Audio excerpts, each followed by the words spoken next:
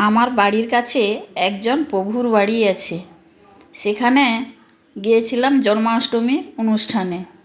জন্মাষ্টমীর অনুষ্ঠান তো ওরা মায়াপুরের মতনই করে, খুব সুন্দর করে, দেখেই আনন্দ হলো।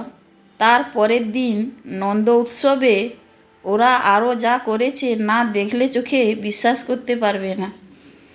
সেটা যে এই ছোট্ট গোপালকে ওরা ভোগ দিয়েছে, কত রকমের জিনিস তার ঠিক নেই।